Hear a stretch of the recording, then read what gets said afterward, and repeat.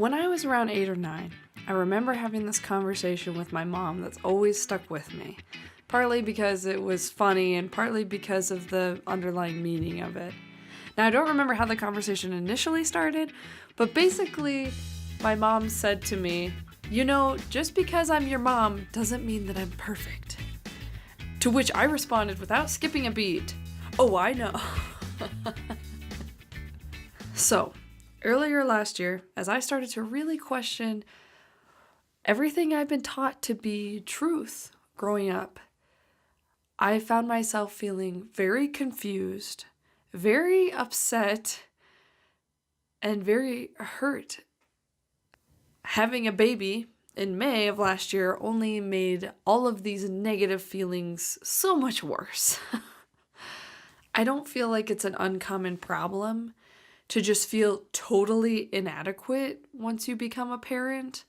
Like, even if you feel so ready for that kid, once they're actually born and the reality of what's happening is like sinking in, you're like, holy shit, what am I doing?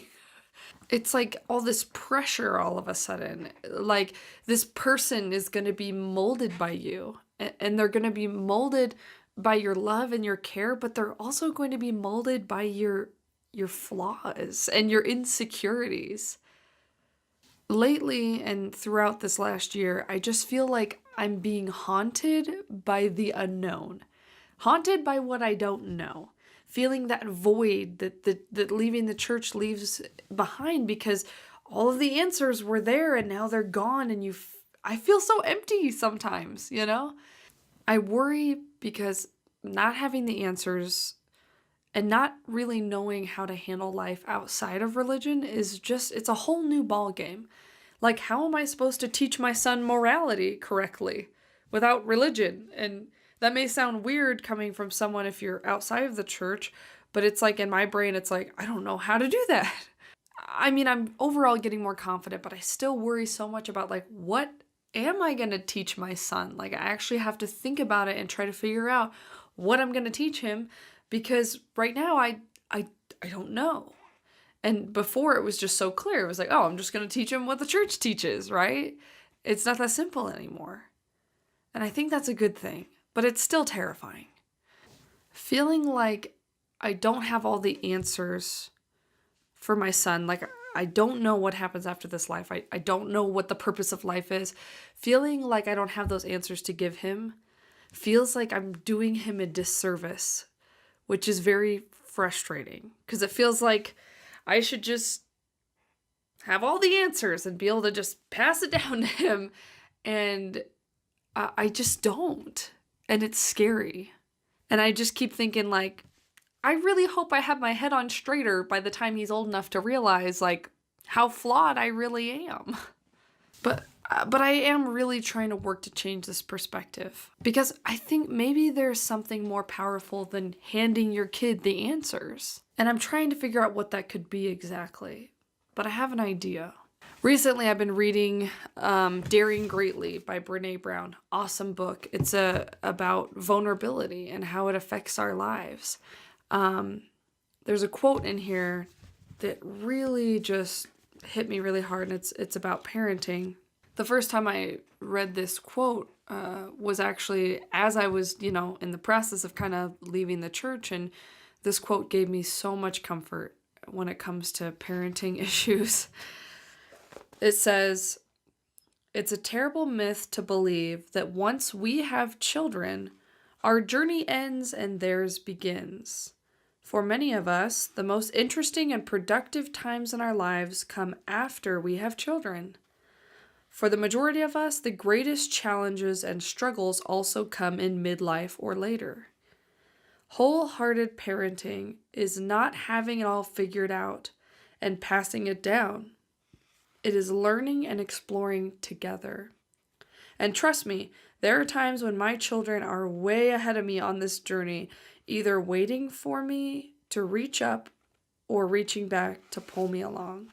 So I love that quote, because I think what it kind of made me realize was that I didn't have to have all the answers. I didn't have to have it all figured out for my son, and that it's okay that I don't. It's like all of a sudden, maybe my not good enough faith and not good enough answers are good enough in some way. Which again led me to thinking, what would be more powerful as a child? Having all of the answers handed to you and saying to them, don't go anywhere else because this is the only truth that you need. Or is it something else? Maybe it's more powerful presenting to your child your thoughts, your questions, your faith or your lack of faith, maybe what you believe or what you hope to believe, and presenting it to them in a way that will encourage them to think critically about what they think. Now, I'm not suggesting that we overwhelm our kids with our problems. I just think that having these little doses of realizing that adults don't have it all figured out either and that that's okay will encourage them to think more freely for themselves and to look for answers and use their brain, which I feel like is something I'm just really starting to learn how to do.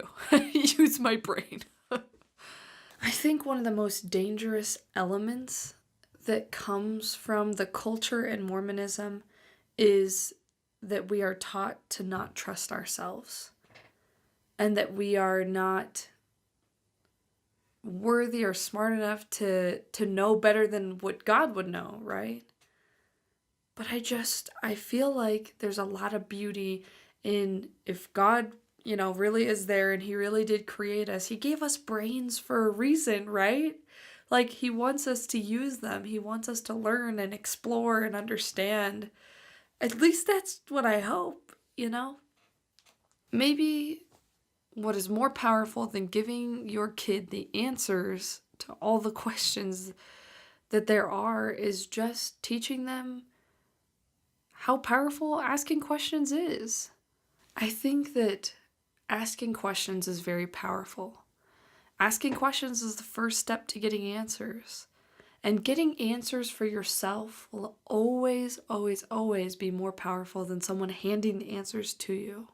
This whole idea it gave me a lot of comfort to feel like I don't have to have it all figured out right now. I don't have to fake through parenting. And this feeling of maybe it's okay for them to come on this journey with me is so comforting. This kind of brings me back to my story that I shared at the beginning.